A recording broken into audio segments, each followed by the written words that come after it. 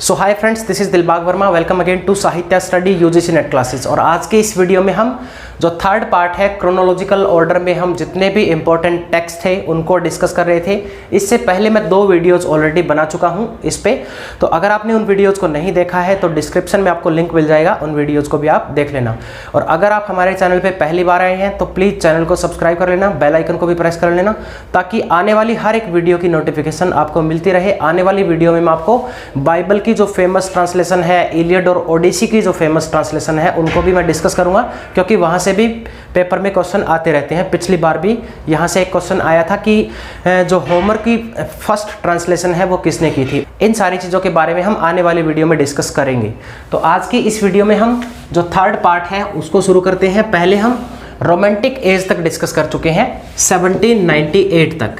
तो 1798 जो lyrical ballad की पब्लिकेशन डेट है, उसकी ऑफिशियल डेट के साथ ही इसकी जो रोमांटिक एज है उसके शुरुआत मानी जाती है। 1798 में जब लिरिकल बैलेड आया था, लिरिकल बैलेड को लिखा था एस.टी. कोलरेज ने और विलियम वर्ड्सवर्थ ने, दोनों ने कोलैबोरेशन में लिखा है। टोटल इसमें 23 पोएम्स थी, जिसमें 4 पोएम एस.टी. कोलरेज ने लिखी थी और 19 पोएम बाय विलियम वर्ड्सवर्थ। और इसको बहुत ज़्यादा क्रिटिसाइज किया गया था, तो 1800 में इसका प्रीफेस लिखा गया, प्रीफेस टू लिरिकल बैलेड, ये वर्ड्सवर्थ ने लिखा था। जनरली प्रीफेस पहले आता है, बट इस केस में लिरिकल बैलेड वाले केस में इसका प्रीफेस बाद में आया था, ये ध्यान रखना। 1800 में प्रीफेस आया था, ये क्वेश्चन पहले इसकी डेट पूछी जा चुकी है पेपर में। इसके बाद 1802 में इसका एक और वर्जन आया लिरिकल बैलेड का, ठीक है, तीसरा वर्जन। तो ये ध्यान रखना, मोस्ट इंपॉर्टेंट है। उसके बाद हम 19th सेंचुरी में बात करें, इसी एज में आगे, तो जो नॉवलिस्ट थी जेन ऑस्टन, बहुत ही फेमस नॉवलिस्ट है। 1811 में इनकी एक बुक आई थी sense and sensibility, sense and sensibility 1811 में आई थी। ये बहुत ही फेमस बुक है, यहाँ से क्वेश्चन पहले कई बार आ चुका है पेपर में। उसके बाद 1812 में है Childe Harold pilgrimage,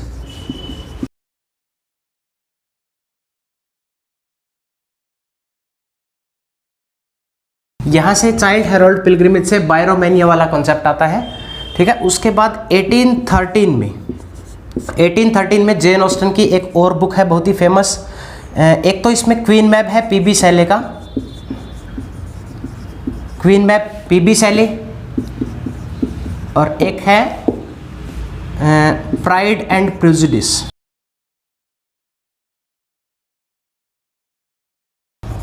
pride and prejudice ये भी जेन ऑस्टन का है, जेन ऑस्टन ने इसको लिखा है, ठीक है, 1813 में। उसके बाद 1814 में भी इनकी इसी की एक और बुक है जेन ऑस्टन की, मैन्सफील्ड पार्क। एक चीज़ और इम्पॉर्टेंट है, जेन ऑस्टन की जितनी भी नॉवल है उनमें मेन प्रोटोगनिस्ट जो है, इनकी जो हीरोइन है स्टोरी की, उनका नाम आपको याद रखना है, ठीक है। आपको नाम भी दे सकते हैं वो सीक्वेंस में सेट करने के लिए, इसलिए जितने भी इंपॉर्टेंट कैरेक्टर है यानी कि जो प्रोटोगनिस्ट है कहानी में, उनके नाम आपको याद रखने हैं, ताकि अगर कैरेक्टर भी दे दिए जाएँ तो भी आप उनको क्रोनोलॉजिकल ऑर्डर में सेट कर पाओ, ठीक है। उसके बाद 1813 के बाद 1814 में है, 1814 में मैन्सफील्ड पार्क आ चुका है। 1815 में फिर एमा है,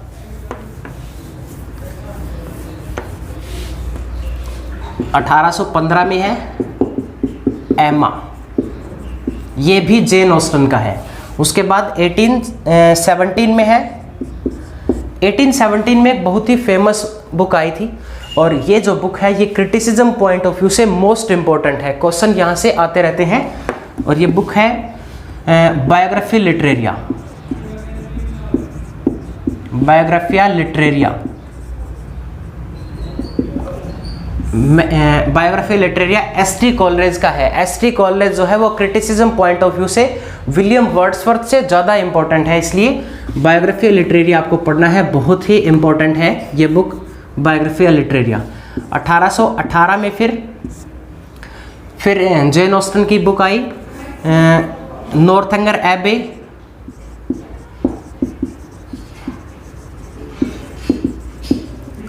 और परसुएशन। नॉर्थएंगर एबे और परसुएसन, ये पोस्टमसली पब्लिश की गई है, यानी कि ऑथर की डेथ के बाद जिनको पब्लिश किया जाता है उसको बोलते हैं पोस्टमसली। ऐसे क्वेश्चन भी पेपर में आ जाते हैं। उसके बाद 1818 के बाद है, हाँ इसमें एक और ध्यान रखना, फ्रैंकनस्टाइन।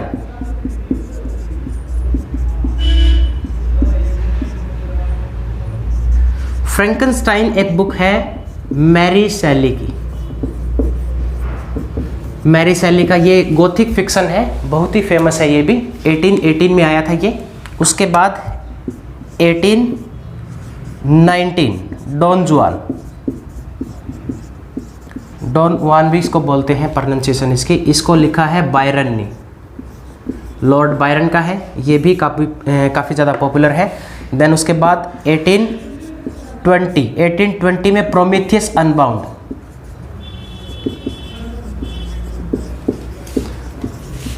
प्रोमेथियस अनबाउंड है पीबी शैले का। ये एस्किलस की एक ट्रेजेडी है, वहाँ से इंस्पायर होकर पीबी शैले ने इसको लिखा है।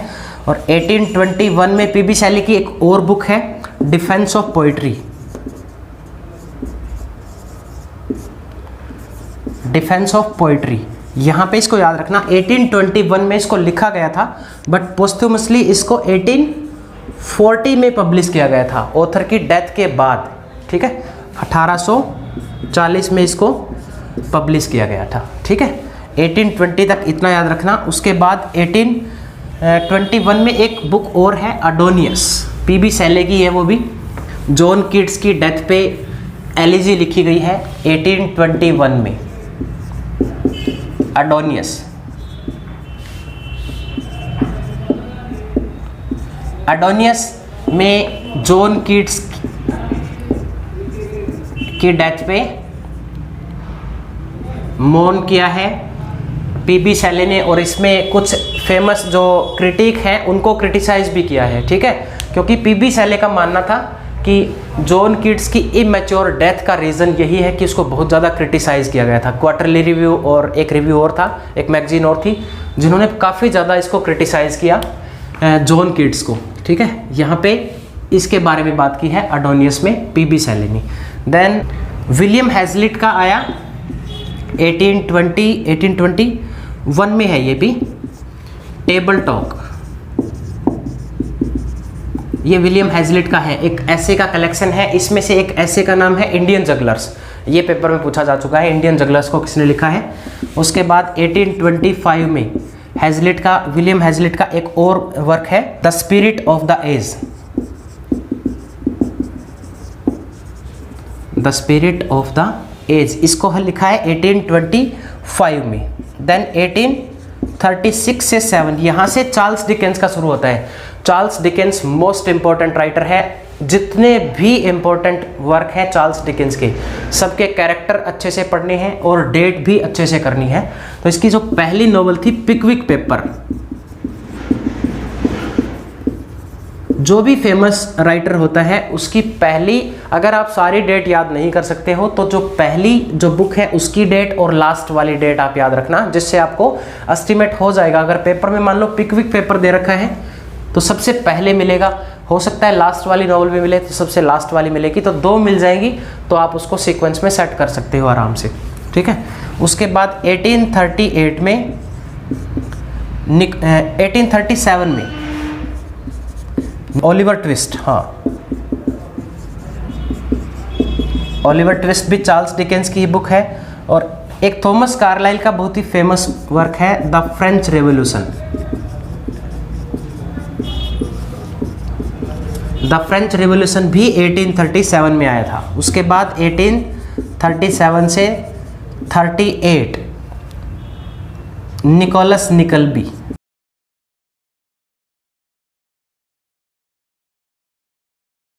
निकोलस निकल्बी। अब 1840 में, पहले मैं ऑलरेडी इसको बता चुका हूँ 1821 में, बट यहाँ भी एक बार लिख लो इसको, 1840 में डिफेंस ऑफ पोइट्री, 1840 में इसको पब्लिश किया गया था। 1840 के बाद है फिर 1840 to 41 old curiosity shop, Dickens का है ये भी।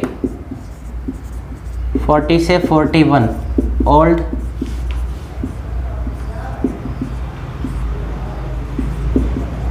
ओल्ड क्रिसिटी शॉप, 1840 से 41। देन 1841 बार्नबी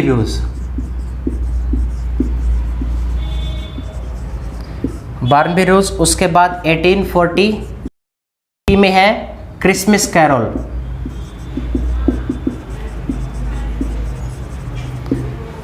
कैरोल, यहाँ से क्वेश्चन पिछली बार आया था, घोस्ट अपीयर होता है कौन सी बुक में, क्रिसमस कैरोल में है ये। और उसके बाद 1849 में 47 में है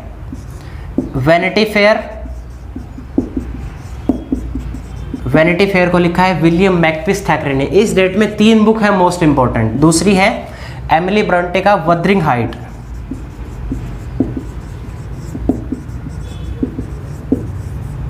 हाइट, और एक है जेन आयर है शार्लोट ब्रोंटे का। ये 3 मोस्ट इंपॉर्टेंट बुक है, पेपर के लिए इंपॉर्टेंट है और इनको पढ़ना भी बहुत ज़्यादा ज़रूरी है। ठीक है, डेट तो मोस्ट इंपॉर्टेंट है ही है। उसके बाद 1848 में फिर से डिकेंस का है डोम्बी एंड सन, 1848। फिर 1850 में आता है डिकेंस का डेविड कॉपरफील्ड, 1850 में है डेविड कॉपरफील्ड, बेस्ट वर्क है ये चार्ल्स डिकेंस का। देन 1853 में है फिर 1853 में कौन सा वर्क है, ब्लीक हाउस, हाँ ब्लीक हाउस, ये भी इंपॉर्टेंट है। और उसके बाद 1854 में हार्ड टाइम्स, फुल टाइटल है इसका hard times for these times, और इसमें लिटिल डोरिट आया। फिर इसके बाद 1857 में लिटिल डोरिट, ठीक है। उसके बाद है 1857 में लिटिल डोरिट हो गया, और 1859 में है a tale of two cities,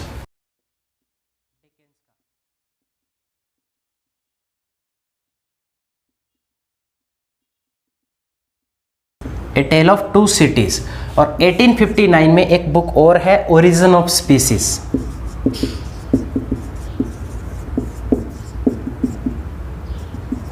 origin of species लिखा है चार्ल्स डार्विन ने, ठीक है। बहुत ही फेमस बुक है ये, डेट मोस्ट इंपॉर्टेंट है और इसको अच्छे से पढ़ भी लेना, इसके अंदर से भी क्वेश्चन आते हैं पेपर में। और मील ऑन द फ्लॉस है फिर 1861 में,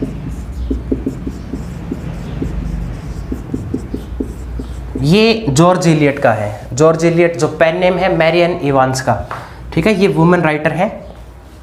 उसके बाद 1865 में मैथ्यू आर्नोल्ड का वर्क आता है, एक थायरिसियस, ये एलिजी है, ये एलिजी लिखी गई है आर्थर ह्यूज क्लब की डेथ पे, मोस्ट इंपॉर्टेंट। और 1865 में an essay in criticism,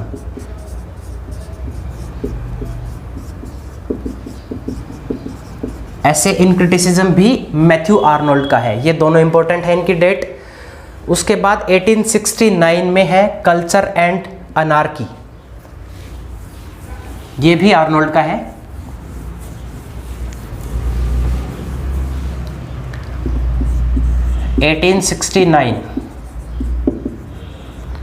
culture and anarchy, ठीक है। उसके बाद 1870 में नहीं है, 1872 में है फिर मिडल मार्च, ये भी जॉर्ज एलियट का है मिडल मार्च।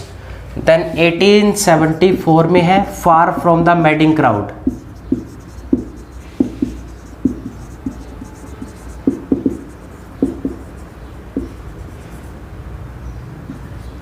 ये जो थॉमस हार्डी है, इनसे लगातार 2-3 साल से क्वेश्चन आ रहे हैं, एक एक दो दो, तो ये मोस्ट इंपॉर्टेंट राइटर है, इसको मत छोड़ना। इसकी जितनी भी इंपॉर्टेंट है, जैसे कि far from the madding crowd है या टेस वाला वर्क है, वो भी आपको पढ़ना है। मेयर ऑफ कास्टरब्रिज भी पढ़ना है, वो भी इंपॉर्टेंट है। तो ये टेस वाला सबसे ज़्यादा इंपॉर्टेंट है, टेस वाले से लगातार 2 साल से क्वेश्चन आ रहे हैं पेपर में, ठीक है। उसके बाद 1874 के बाद 1881 पोर्ट्रेट ऑफ लेडी, ये हेनरी जेम्स का है, अमेरिकन राइटर है। उसके बाद 1886 ये है मेयर ऑफ कास्टरब्रिज।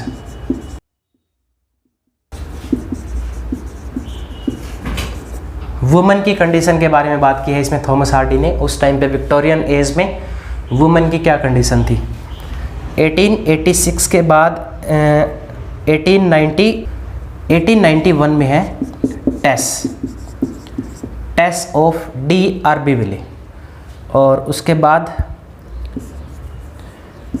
1896 जूड, 95 है इसमें, जूड द ऑब्स्क्योर, ये भी हार्डी का है। हार्डी के ये तीनों इंपॉर्टेंट है, 3 मस्ट रीड है, इसको चाहे मत पढ़ना, लेकिन ये तीनों बहुत ज़्यादा इंपॉर्टेंट है। Jude the Obscure, Tess of d' Urbervilles, Mayor of the Casterbridge, ठीक है। उसके बाद 1898 आर्म्स एंड द मैन,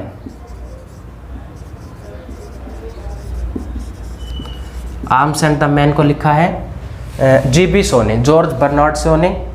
और उसके बाद है 1900 में एक बुक है जिम,